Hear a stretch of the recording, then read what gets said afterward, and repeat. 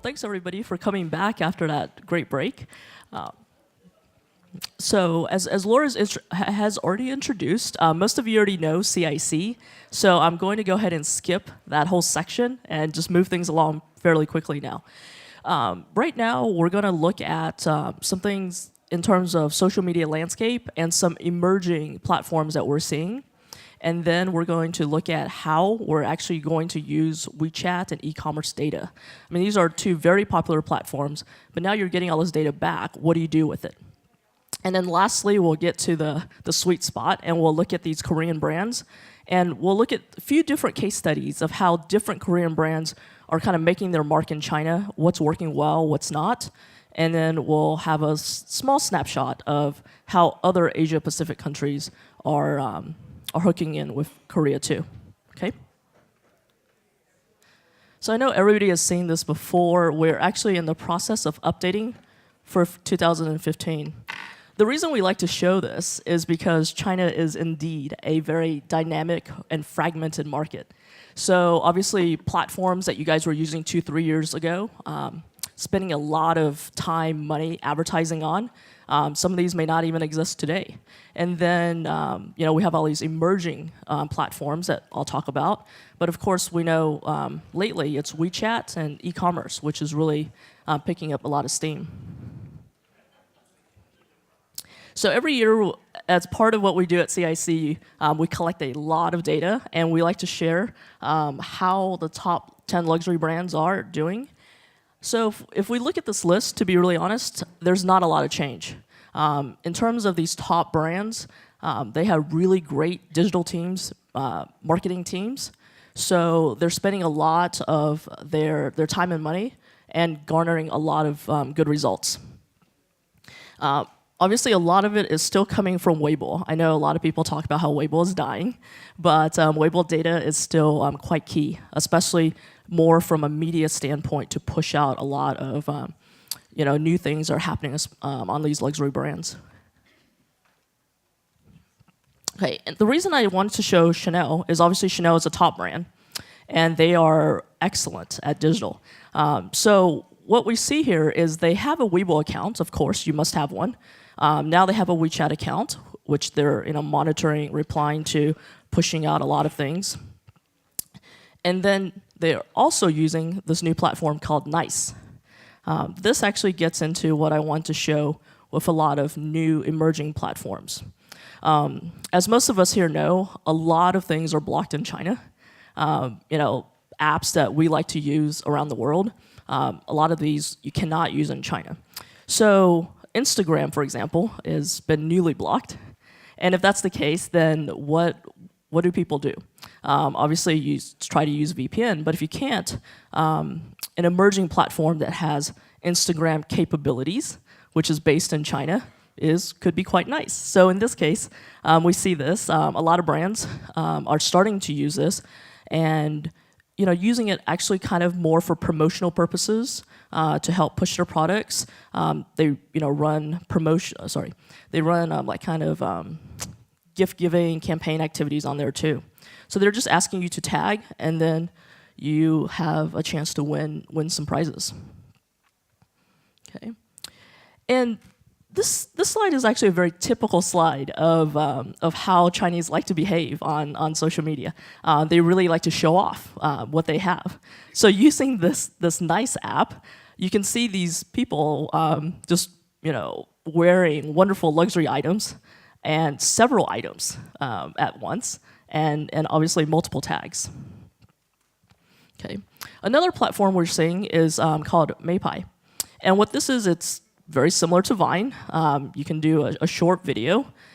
And obviously, it's not the only one. On the bottom, we have a few other short video apps, but this is the most popular one right now. And you can see here that Bulgaria is already using Meipai and has their brand page on there. Okay.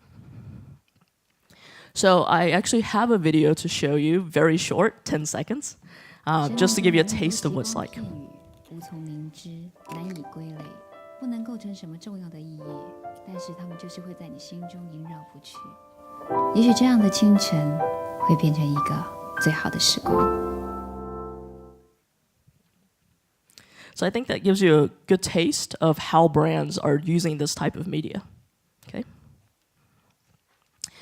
So we're seeing another platform, and this is more geared towards younger people. And what you see here is that,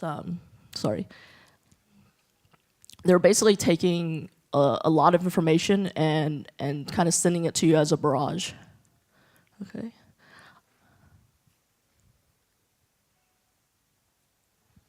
Sorry, I thought there was sound on this, but maybe just the captions.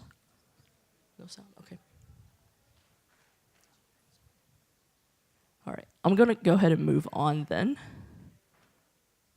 Okay, so like we said, we've seen this before. I've introduced a few emerging platforms, but the other big interest that we're seeing is these vertical platforms, but they're appearing on mobile apps. So if you think about kind of a new style BBS, this would probably fulfill that.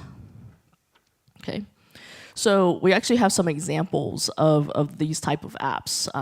We have ones for these new parents-to-be. Obviously, in China, with the one-child policy, this is very very hot. We have this little red book. The joke is obviously it's no longer what you think a little red book is, but this actually helps with a lot of overseas purchases, overseas buying, helping you find the best products. There's a cooking app. Obviously, if you have some ingredients, it shares some recipes. And then last, there's a female community too. So just very specialized apps. So I mentioned before, this is very similar to old style BBS. So PC Lady is one that we all know well, especially for beauty care cosmetics. But now we have a few new apps, called Meet You and Daima. So these offer very similar types of results in terms of what you can get from a community. And it actually has a fairly large community. We're seeing 1.2 million active users right now. So it's not completely replacing what you're used to, but it just makes it easier, especially in the smartphone generation. Okay. So some other apps that we see, and especially in more of the luxury sector, is we have this one called O Fashion. Because as we see in Paris especially, we have a lot of Chinese who come over who want to buy luxury items. And when they do that, they want to find out, what's the best item? Is this the best price I can get? Can I get some advice? And so apps like this is really helpful for that. Okay. Very similar also with this little red book. It's more for Chinese who like to travel and shop. So very similar types of features and functions. And we're actually going to release some results for Little Red Book in Q2, so definitely come in and check us out for that. Okay. So like I mentioned, these are kind of emerging platforms that we've seen that CIC is definitely focusing on, and we feel like could also benefit from an analysis in terms of the data that's coming back. So, in addition to, we always talk about Weibo, we always talk about BBS, we are actually starting to collect and analyze a lot of this type of data too. Okay. So this leads into WeChat and e-commerce. Obviously, this is something that's been quite hot for the last couple of years. The data now that's coming back is actually very large, especially on the e-commerce side. WeChat is definitely a lot more limited because of Tencent. So the question I think now, at least for us, is what do we do with this data? What type of data can we get? What can we get out of it? A lot of brands obviously are looking for best practices, how to kind of improve what they're doing. So to that end, recently, we actually coined a white paper looking at WeChat. We started out with 250, big and popular subscription accounts, and then from that, we tracked a lot of different indexes. And then at the end, we analyzed the 50 most influential subscription accounts. Okay. And so, of course, what we found, I don't think is too surprising. If you look at this, obviously the most is entertainment. So if you think about these subscription accounts that's coming from WeChat, these are accounts that's pushing data to you. And if it's pushing data to you, you may read some of it, you may just skip ahead. But what would you be interested in reading? What gets the most clicks? Well, these are going to be things about entertainment, about celebrities, celebrity news. After that, there's some emotional components, having to do with family. And then we also have beauty and fashion. We have some health. And at the end, obviously, some news and information. This, again, is maybe a little bit similar to what Weibo provides. Okay. So from us, the key takeaways for WeChat, because at this point, again, there's a lot of questions on, how do we best use WeChat? As a public company, as a brand, what do we do with it? From what we've seen, it looks a lot like what we want to call a magazine rack. This means that you get a lot of curated editorial content, and it goes into your subscription folder. But in terms of the likes and the forwards, so that type of really strong media activity you're used to seeing on Weibo, you're not going to get that because it's a closed network. So even if it's a great article, it's only pushed out to a small number of people. Or I should say smaller number of people compared to Weibo. Okay. So, looking at some of these top luxury brands that we looked at before, like Chanel, Dior, Gucci, and Burberry, we can see that their WeChat accounts and how they use the content is actually quite different. So in terms of how they're successful and how they want to communicate with their consumers, they definitely do it in a different fashion. So looking at Chanel, it's really their video commercials. They use WeChat as another platform to push out their commercials. For Burberry, it's advertising any offline events they have. So you can almost think of it as an O2O2 type of movement. Gucci is mostly just product introductions. And then where we start to see a little bit more differentiation is within Dior, because they're pushing out a few different things. Okay. So in terms of activity and performance on media accounts, you can see that Highball actually gets a lot of movement, a lot of traction, and it kind of goes down from there. I mean, if you think about your own WeChat accounts that you subscribe to, there might be only a few that you're clicking through and reading the news, whereas others, they just build up over time. So for us, usually, we talk about, what makes your content appealing, obviously, for people to click through and want to like and interact. Very similar concept. Okay, so I'm going to quickly move on to e-commerce. So we mentioned that e-commerce is has been moving growing very heavily in the last few years. Obviously, in no small part to Taobao. And so from that, we're getting a lot of data too. People are buying stuff online. They want to share their experiences with the product. They want to share experiences with the seller. So from our standpoint, we're more interested in collecting the reviews. A lot of brands are obviously interested in the reviews because either they sell themselves, they have their own e-commerce platform, or they're selling it through another platform. So they want to know, how consumers are perceiving the products, and even times in China, whether they're getting authentic products. So looking at the left-hand side, this is actually a very typical type of review you may see. So not only is she going to comment on the efficacy of the product, she'll also talk about whether she would recommend it. She'll talk about how it came, whether it was shipped quickly to her. So you can actually get a lot of information just from one review. Okay. And actually, I should have mentioned the right-hand pie chart first, is that within these different types of industries, the share of e-commerce buzz is actually growing. And so in this case, when it's a beauty care product, it can account to more up to 2/3 of total buzz about a product. And then on this slide, we're looking more at an FMCG product like milk. So this is going to be a little bit less, maybe 1/3 of total buzz is e-commerce. But again, what type of data can we get from this? If you look on the right-hand side, we can get multitude of topic angles from this. And again, different brands are maybe interested in other, different topics, meaning that maybe they're advertising or they're marketing in a certain way. is it also reflected back in the e-commerce reviews? Okay.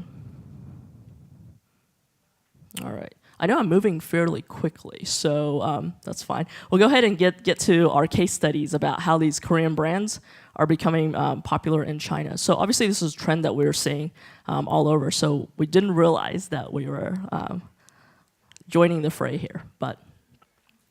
So this is just the beauty landscape for the past year, 2014. It's a month-to-month trend, and we can see obviously that e-commerce is growing. It's always been a bit higher, but just really spiked on 11. Not a huge surprise, obviously based on all the advertising that's happening right around that time, especially product advertising. Okay. But what I thought was kind of interesting is if you look at the top 10 brands, beauty care brands, using the traditional types of data platforms in China, BBS and Weibo. This is what you're seeing on the right-hand side. So we're going to see brands here that should not be surprising to anybody. I mean, these are French brands. These are global brands. So no surprise. But I think what is very surprising is if you look at the left-hand side, and these are just e-commerce reviews. So the top 10 of these brands, you're seeing there's a lot of Chinese brands on here. I helpfully made these in red for you. So like Daobao and Bailinshan are Chinese brands that's heavily focusing on e-commerce. And then we see a few Japanese brands there too. I mean, obviously L'Oréal Paris. L'Oréal Paris is a big brand and is moving hard on e-commerce. But otherwise, we also see a Korean brand, Etude, on there. So this led to the question is, if you're looking at these brands before with the top 10 list, it doesn't quite match what we're seeing on e-commerce. So how do these Korean brands behave? Do they have the same type of order? So meaning if Etude is a top brand on e-commerce, what type of activity does it also do on BBS and Weibo? So we actually see that these brands, we selected 3, Etude, The Face Shop, and Skin Food. So we see that they actually behave quite similarly on all platforms. So meaning if they're the leader on one, they tend to be the leader on another. Okay. And looking at the different Korean brands and all of the discussion in China, we wanted to see what were the top drivers of conversation. Here, to be fair, I don't think any of this is a surprise to anybody. Obviously, TV drama, Korean celebrity, these are going to be very high. And then we start to, of course, see things like KOL endorsement and promotion. We also have e-commerce seller promotion. So these are all related a bit more to the media side. Okay. But what I think is quite important for these Korean brands to continue to be successful in China is people are actually talking about product efficacy. So you see on the bottom, it has function. We see accessible price, packaging, quality. So I think at the end of the day, the product still has to stand on itself, but it starts out with a very strong type of endorsement. So I actually have 3 case studies for you. I'll start with Etude. So we know the celebrity Crystal from Song for You. And so they, within the online store, she is actually very closely tied. I mean, she is the face of the store. So there's no doubt that she is their brand ambassador. And then in terms of how and when they sell the product, they actually use a tagline, same product as popular TV show. So there's no question that this is related. Now, looking at the right-hand side, in addition to celebrity, we're back to looking at product function and how, usage experience. So in theory, this is actually quite similar to, how a regular type of product would behave without the endorsement. So endorsement is very high, 20%. But once you remove that, they're still very interested in product function. Okay. So our second case study is YSL, and of course, from Love from the Stars. So we all know that this is number 52, was completely sold out. Okay. And what exactly happened? How did the buzz sustain? So we actually see quite So we want to show two things. So in terms of seller post and the total YSL total, because within seller posts, we notice that a lot of e-commerce sellers are driving up the discussion. And we see it as a bit of a lag, but the amount of total buzz is definitely 2 to 3 times as much.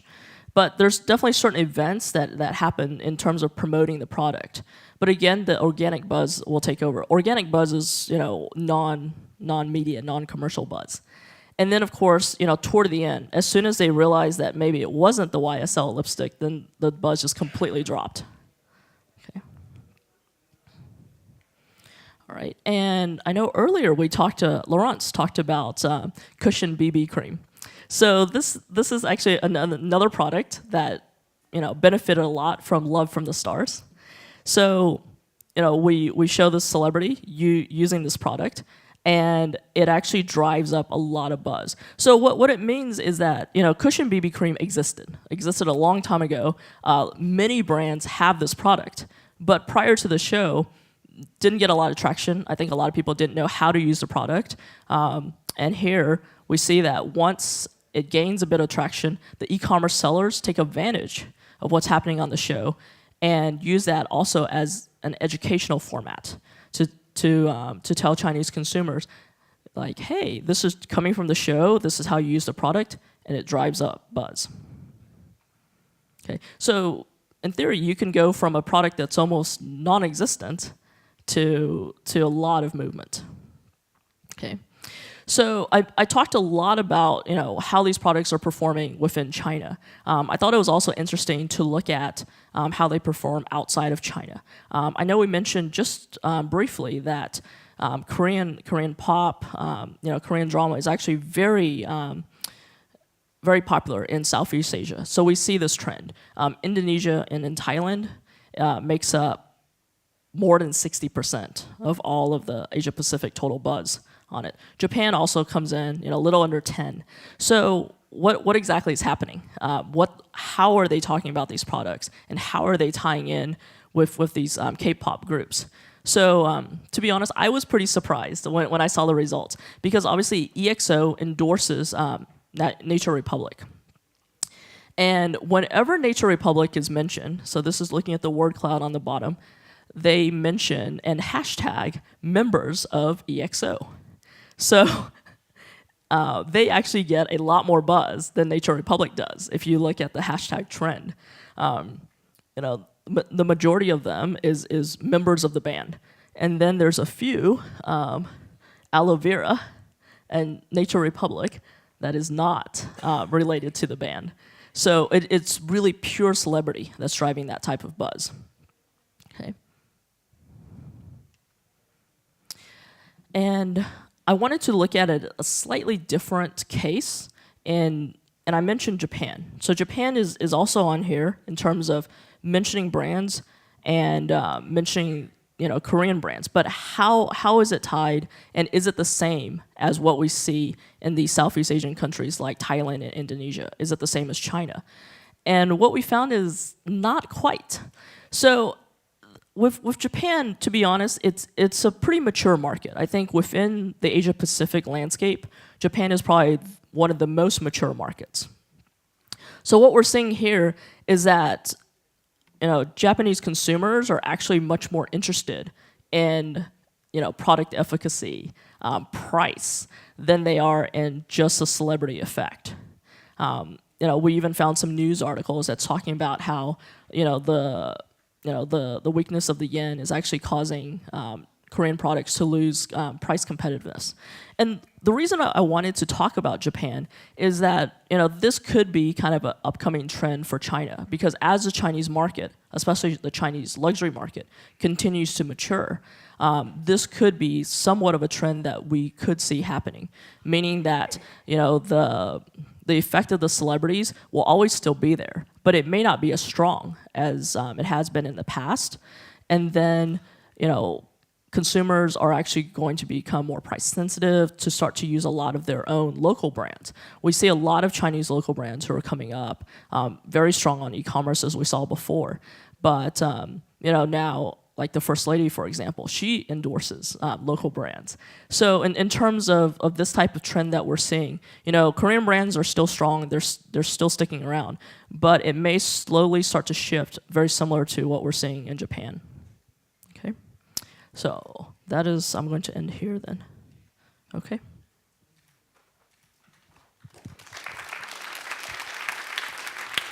Okay, is this turned on? How do we turn, okay. All right, thank you very much. That was very interesting. Do we have time for a couple of questions? I know we're running late. Let's start off first from where Laurence kind of left off in the last session, where she's saying that she thinks that brands are relying too much on celebrities and not really paying attention to the culture. But the problem is there aren't that many Korean stars, and if all these brands are using them, the effectiveness gets diluted. Do you agree with that? Definitely. So within these brands, I think my key message was that in addition to the stars, they're actually focusing on the actual product. So I think the celebrities gets them in the door. So definitely pushes out the brand recognition. But at the end of the day, the product has to stand on itself because then people talk about online. They share with each other product usage experiences, things like that. So I think the celebrity, the Korean celebrity, gets them in the door, but they can't stay if the product is not strong. Okay. One of the things I was wondering about seeing this is Kyu Lee was saying earlier that Korean culture, the Korean government has really sponsored Korean entertainment with the dramas and then the movies and music, and they've really manufactured this. They've got it down to an art. So I'm wondering if there's also a difference that you've seen in China about how they communicate, how they're using social media to share this content and get it across. Are they doing it better, the sharing part as well? So the sharing part that we've seen, it actually comes from two places, obviously. It comes from the brands itself, and it comes from e-commerce sellers. These are the two main areas where this buzz is coming from. So in terms of the brands, how they promote these celebrities, I think similar to what Laurence is showing is that in certain ways they do it quite well. They're finding the right, I guess there's a few, but they're finding these right celebrities that match with their brand image, brand equity. But then in other times, but other times it's not a perfect match to the kind of Chinese culture. Okay. Do we have any other questions from the audience here? Because we don't have too much time because we're running a little bit late. Okay. Just one last one. Going back to where you started out in the beginning with sort of Weibo's not dying, WeChat is coming up, but can you share an example of how marketers should be using both in a complementary way? I mean, that's one thing we hear a lot on Thoughtful China is it's Weibo versus WeChat, and that seems very simplistic because they're quite different platforms. So why do brands keep saying it's one of the two and saying, oh, Weibo's going down, WeChat's the future? Why do they say this, and how should they be doing it, looking at it differently? So our point of view at CIC has been that they are two different platforms and they serve two different purposes. So with Weibo, we definitely see a decline in buzz. I'm not going to sit here and tell you that there's no change, but the thing is, Weibo is still more of a media platform. It really helps get recognition for new products, in that way. So that hasn't changed at all. And in terms of buzz going viral, it's going to happen on Weibo. But WeChat is more of, we've seen it, it's definitely a closed platform, but in a way you can communicate with your consumers kind of in a tighter fashion. So we've seen a lot of different luxury brands, they have different strategies on WeChat. Earlier I showed, some brands are using it basically to push their offline events, other ones are just putting their commercials on there and just saying go. So, and then, we've seen that Vuitton actually does customer service on WeChat. So I think WeChat is used for a lot of other different methods, but it's not a media platform at this point. Okay. Sorry. Okay, well, I think that this is a nice segue to our next speaker. He's actually from Weibo, and she's going to talk about unleashing the power of fans. So I think we have a nice sort of transition here to Mindy Sun. So please welcome Mindy. She's a Senior Consulting Director at Weibo.